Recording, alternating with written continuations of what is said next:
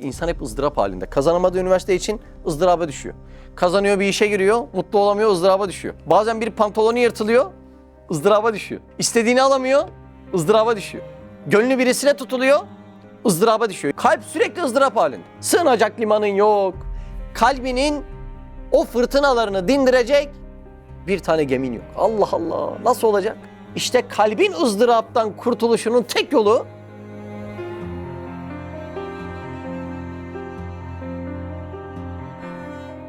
Ela bi zikrillahi tatmainnul kulub. Ne diyor?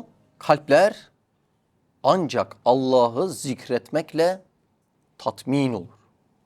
Ela bi zikrillahi tatmainnul kulub. Allah Allah. Şimdi biz bu ayeti incelemeye başlayalım sizinle. Çünkü ayetin içindeki kelimelerde çok derin manalar var. Başta geçen ela tembih edadı. Yani ne diyor bize biliyor musunuz? Bak birazdan gelecek mesele çok önemli. Aman dikkatini buraya ver diyor. Zikir hatırlamak demek. Yani biz günlük hayatta zikir çekme manasında kullanıyoruz. Ama ıstılahi olarak zikir demek hatırlamak manasında. Yani şurada suyu içerken ya Allah gönderdi dediğin anda aslında ne yapmış oldun orada? Zikir etmiş oldun. Şimdi kalplerin tatmini burada bağlanacak birazdan. Bütün kainatla münasebetini de zikredebilirsen, yani Allah'ı hatırlayabilirsen kalbin birazdan tatmin olacak. Şimdi mutmain normalde biz tatmin olmak diyebiliyoruz. Bu manası var. Ama bir manası daha var. Mutmain sakinlik, hareketsizlik demek. Yani kalbin zikirle doyduğunun alameti ne oluyormuş biliyor musun? Hareketli ve heyecanlı olan kalp hareketsiz ve sakin hale geliyormuş. Mutmain'e biz bugün hareketsiz diyeceğiz. Mutmain hareketsiz. Kalp doyunca, mutmain olunca ne olacak kalp? Hareketsiz olacak. Bak şimdi. Bunun bir de zıttı var. Mutmain yani hareketsizliğin zıttı ne biliyor musunuz? Izdırap. Izdırap hareket etmek demek. Sizin bildiğiniz bir fiil var. Darabe diye. O fiilin vurmak diye bir manası var biliyorsunuz. Bir de onun geçmek diye bir manası var. İşte ızdırap darabe fiilinden geliyor. Sürekli geçen yani hareket eden demek. Mesela Araplar diyor ki bu saat sürekli ızdırap halinde diyor. Ne demek istiyor? Sürekli hareket halinde diyor. Bir de kalp kelimesine bakalım. Biz burada kullanırız yani. İşte bu kalp oldu deriz. Ne demek kalp? Değişmek, dönüşmek demek. Dünyada günlük hayat geçiren bir insanın kalbi her saat başı başka bir meseleyle muhatap oluyor ve Allah'ı hatırlayamıyor. Bir onunla muhatap oluyor, bir onunla muhatap oluyor, bir onunla muhatap oluyor. Normalde sakinleşmesi gereken kalp sürekli hareket ettiğinden dolayı da ızdıraba düşüyor insan. O kadar iş yoğunluğu içerisinde acı çekiyorum demek ne demek anladın mı? Sürekli yüzünü her saat başı yeni bir şeye çeviriyorsun. Şu endişem var, bu işim var, bu gücüm var, bunu nasıl kaldıracağım, bununla nasıl baş edeceğim diye.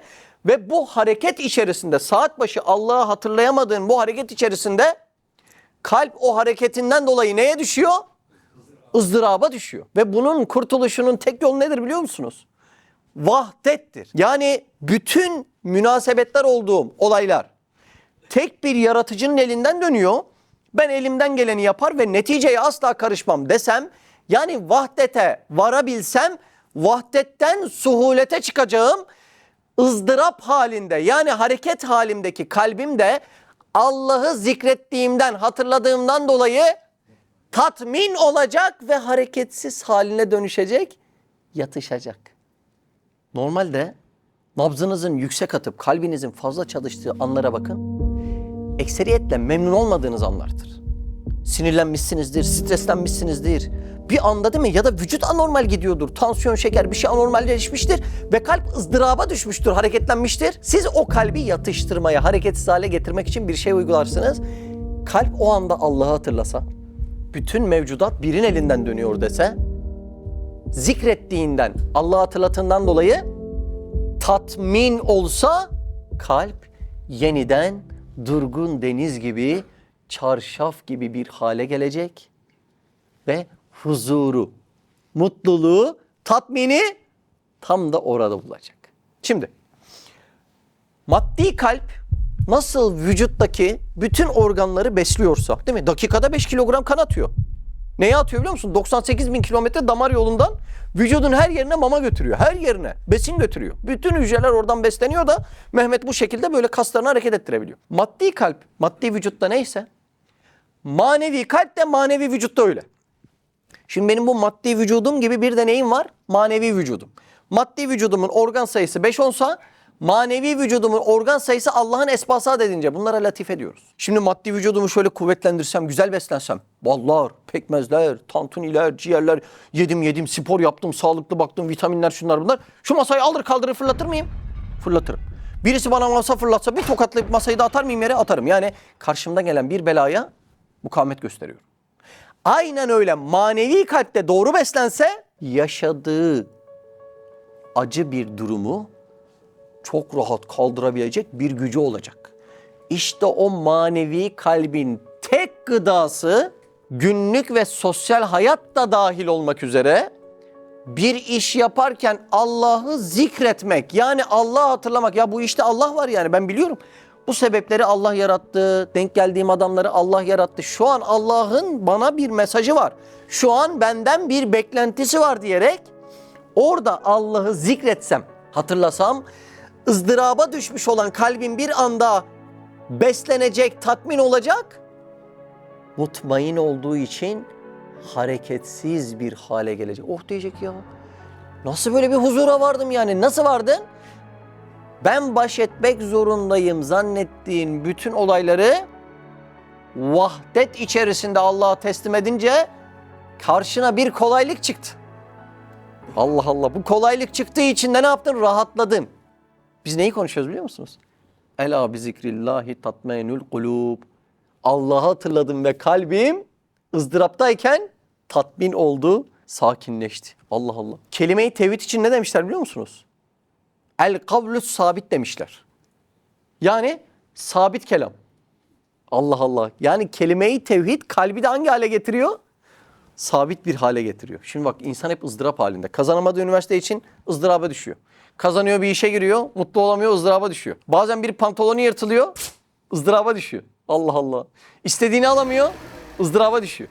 Gönlü birisine tutuluyor, ızdıraba düşüyor. Yani her seferinde kalp hareketleniyor. Kainatın sahibini unutuyor. Kalp sürekli ızdırap halinde. Bakın tatile gidenler bilirler. Eğer Allah'ın hatırı unutulmuşsa dönüş yolu bile ne oluyor? Akla gelince ızdırap oluyor. Ya şimdi gideceğiz de. Ya bunun bir de dönüşü var diyor adam. Başlıyor üzülmeye. Niye öyle oluyor biliyor musun? Çünkü kavuşmanın lezzeti, tatile kavuşmanın lezzeti ayrılığın acısını karşılamıyor. Tatile gittiğinde kavuşmanın lezzeti bu. Ayrıldığında ayrılığın acısı bu. Bunlar denk gelmediğinden kalp sürekli ızdırap halinde. Eğer Allah'ı hatırlamazsa. Şimdi demek ki bu kalbin huzuru dediğimiz neymiş biliyor musun? Allah'ı hatırlıyorsun, kalp mutmain oluyor. Hareketsiz bir hale geliyor. Allah Allah. Ne gibi? Uykuda nasıl böyle huzur var? Kalbin böyle en stabil çalıştığı an, en böyle hareketsizliğin sınırında çalıştığı an belki, değil mi? 80 nabız uykuda belki 60'a iniyor, öyle değil mi? İyice hareketsizleşiyor. Rahatlıyorsun ya bak. Uykuya yar ölüm diyorlar, rahatlıyorsun. Bir de tam ölsen nasıl rahatlayacaksın? Kalbin hareketiyle uğraşma yok çünkü. Sürekli yeni bir şeyle meşgul oldu. İçine girdi, dışına girdi. Hareketiyle uğraşma yok. Bakın şu anlattığım ders ne biliyor musun? Sinir hapı kullanmanın yerine geçen ders. Anladın mı? Bozuk psikolojinin yerine geçen ders. Ya her şey üstüme geliyor. Bak bunun yerine geçen ders. Benim çocuğunu sevemeyen tanıdığım var ama çocuğumu dokunsam bir şey yapar mıyım diye. Artık psikoloji gitmiş. Onun yerine geçen ders. Dükkanın içerisinde zindan gibi boğulan tanıdıklarım var. Bak neden böyle oluyor biliyor musun? Kalp ızdırap halinde. O kadar hareket halinde ki o adamı yerinde oturtmuyor. Ne oluyor? Deli gibi dolanıyor adam, değil mi? 2 metrekarede böyle deli gibi dolanıyor. Ne yapacağım, nasıl çözeceğim? Allah'a hesaplamadan çözemeyeceksin zaten. Şimdi bak. Üstad Hazretleri o kalple ilgili bir şey söylüyor. Kalbi nasıl mutmain edeceğimizi konuşuyoruz. Ama şu cümleyi bilmemiz lazım. Cinayetkar hırs. Yani neticeyi Allah'a bırakmıyorum. İlla bu işi yapacağım. Anladın mı bak? Cinayetkar hırs kalbi deler. Sanemleri yani putları içine idhal eder. İdhal eder. Allah darılır diyor. Kalbin içi bizzat Allah için. Bizzat. Başka hiçbir şey koyamaz mıyım? Evladını bile koyamazsın. Peki onları neyle seveceğim? Kalbin kabuğuyla seveceğim. Bu kalbin içinde hani bu Avengers filmleri falan var ya, böyle akıllara zarar bir potansiyel enerji var. Kalbin için öyle düşünün. Çünkü sonsuzu seveceğin için içerideki enerji sonsuz olacak. Kalbin içine put nedir? Put örneği verir misiniz? Kalbin içine ne giriyorsa o puttur. Bak adam saçına düşkündür. Saçı dökülüyor diye uykuları kaçıyordur. Neden? Çünkü saçını kalbin içiyle sevmiştir. İçindeki enerji o kadar yüksek ki kalbin içine gözlük girse gözlük artık nedir? Puttur. Yani latmenatuza beklemeyin illa. Anladınız mı? Hübeli beklemeyin illa. Kalbin içine ne giriyorsa o artık puttur. Şimdi kalpte de öyle bir şey var ki içi yabancı bir şey aldığında fıtri sevgisi olmadığından dolayı basıyor çığlığı. Çıkar bunu öldüm ben diyor. Kalbin içinin tek fıtri sevdiği Allah. Şimdi mesela bak fıtri olarak şu tırnaklarım benim içimden çıkıyor değil mi? Etimden çıkıyor ama canımı yakmıyor. Niye? Fıtri doğal bir şey. Bak ne kadar sert halbuki adamın yüzünü çizer. Ama şurada kürdan batır bana. Eyvah der bağırırım. Niye? Çünkü kürdan benim vücudumda fıtri değil. Sonradan eklenen bir şey. İşte masiva yani Allah'tan gayrı sevdiğin ne varsa kalbin içine sokarsan eğer kalp diyor ki ya bu fıtri değil diyor. Çek şunu buradan diye basıyor çığlığı. Kalp ne oluyor bundan sonra? ızdırap içinde. Saçma sapan sevgiler ya. Şimdi bazen video denk geliyor da böyle. Hani bu yemek videoları falan denk geliyor ya. Adama bir çeviriyorlar adam diyor şu Türkiye'de en iyi biziz diyor. Şunu ben yetiştirdim bunu ben yetiştirdim. Sır nerede ustam falan diyorlar. Onlar da öyle iştahlandırıyor adam. Sırrı diyor seveceksin diyor.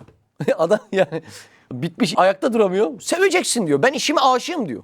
Bak bu işe diyor ben tapıyorum diyor adam falan. Anladın mı? Halbuki öyle değil. Bu işe tapıyorum. Eti en iyi biz yaparız diyor. O yüzden diyor aşık olacaksın bu işe. Yoksa yenmez o adamın elinden et falan diye altı üstü yumruk kadar midenin içine bir şey koyuyorsun. Niye bu kadar sinema çekiliyor? Niye biliyor musun? Kalbin içine girmiş meslek. Orada konu ne et ne süt. Konu başka bir şey değil mi? Allah Allah. Şimdi adam öyle bir anlatıyor ki mesleği. Dersin ki Allah Allah sahabe dersi yapıyor sanki. Öyle seveceksin, şöyle seveceksin, böyle seveceksin. Şimdi kalbin içine iş girince işi ne oluyor biliyor musun? Put oluyor. Nereden belli put olduğu? İşi için her şeyi terk ediyor. Neyi? Kulluğu bile terk ediyor. Bak işte biz arkadaşlarla konuşuyoruz. Bak bu kadar hakikatler ortada. Kulluk için yapılacak ne kadar adım var. Niye atılmıyor o adım? İçine koymuşsunuz yani. Siz bunu kabul etmezseniz problem çıkar. Sizde orası vardır, bizde başka yer vardır. Ama bunu kabul etmek manen bir tövbe hükmündedir. Bunu kabul etmeniz lazım. Anladınız mı? Allah Allah. Şimdi kalbe fıtri olmayan bir sevda girince az önce kürdan batırma gibi kalp ızdıraba düşüyor. Hareketleniyor. Diyor ki bu benden değil diyor. Hemen çıkar bunu benden diyor. Başlıyor ağlamaya, hareketlenmeye. Şimdi niye öyle oluyor biliyor musunuz? Kalbin o heyecanlanma sebebi ne biliyor musunuz? Sevdiğiniz biri yanınızdan seni bir daha görmeyeceğim diye uzaklaşıp gitse heyecanlanmaz mısın? Heyecanlanmaz mısın? Şimdi kalbin içine fıtri olmayan bir sevgi girdiğinde ızdıraba düşürmekten başka hiçbir işe yaramıyor. Sebebi ne biliyor musun? Çünkü kalbi biri terk ediyor. Kim terk ediyor? Allah terk ediyor. Allah darılıyor. Allah Allah. Bak kalbini tapuladığınız birisi o kalbe başkasını alsa ne yaparsınız? Darılıp terk etmez misiniz? Terk edersiniz. İşte Allah kalbe şirk girdiğinde nasıl terk edeceğini anlayalım diye aynı duyguyu bize de vermiş. Allah Allah. Demek ki bu kalbin sadece biri bulmasına, vahdete ve biri sevmesine ihtiyacı var. Bu kalbe biri sevdirmezsek mümkün değil. O sükuneti yakalayamayacak. Şimdi biri sevmenin yolu, formülümüz şu. Allah tanımadan sevilmez. Yani önce marifetullah sonra muhabbetullah. Allah tanımadan sevilmez. Bu sevmek ne içinde? Kalbim Allah'ı bulup severse tatmin olacak. Bu dünyada da huzuru bulacak. Ama ben diyorum ki şu aldığımız dersler, tevhid dersleri ne dersleri? Marifetullah, Allah'ı tanıma dersleri. Bakın çok elzem dersler. Ben diyorum ki size Allah tanımadan sevilmez. Allah Allah. Şimdi mesela ben tanımayan arkadaşlara bizim Ali'yi anlatıyorum. Diyorum ki Ali benim gördüğüm en cömert insan. Allah Allah. Sever mi herkes? Sever. Sıddık'ı da sever, zındık'ı da sever. Cömerti kim sevmez ya? Bak şimdi Ali'nin özelliklerini anlatıyorum. Ali benim gördüğüm en delikanlı adam. Hayatta kimseyi yarı yolda koymaz. Gece ara gelir. Sevdin mi? Bak özellikleri tanıyınca sevmeye başladın. Ya Ali benim gördüğüm en merhametli adam. Annem de böyle merhamet görmedim. Ya ciddi mi diyorsun? Ciddi diyorum ya. Ne yaptın şimdi Ali'ye karşı? Lakayt kalamadın. Şimdi birisi Ali'nin bu özelliklerini bilse Ali'yi tanımadan iradesi dışında sever. Çünkü her insan bu özelliklere meftundur. Ne dedim biliyor musunuz? Allah'ı tanıyan bir insanı sevmeme ihtimali yok. Neden Allah'ı sevemiyoruz? Neden kalbimizi başka gereksiz sevgilerle dolduruyoruz? Çünkü Allah'ı tanımıyoruz. Allah Azze ve Celle'nin. Allah Allah. Şu noktalardaki kudretini bilsek, bizim üstümüzdeki şefkatini bir keşfetsek.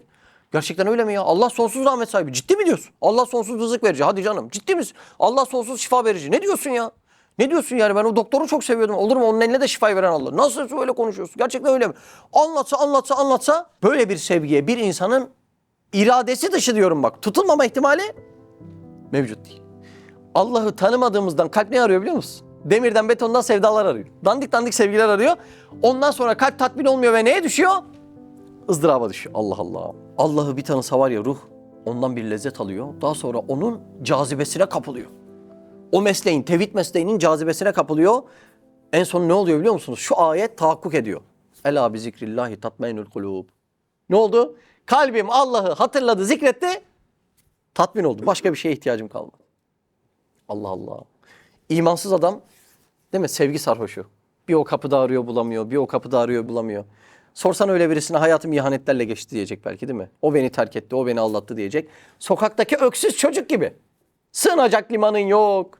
Kalbinin o fırtınalarını dindirecek bir tane gemin yok. Allah Allah. Nasıl olacak? İşte kalbin ızdıraptan kurtuluşunun tek yolu bütün meseledeki vahdeti bulmak. O meselede Allah'ı hatırlamak. Allah'ı hatırlayınca da tatmin olacağından, kalbimiz, manevi kalbimiz esas gıdasını alacağından dolayı ızdırap halindeki kalp mutmain olup hareketsizleşecek.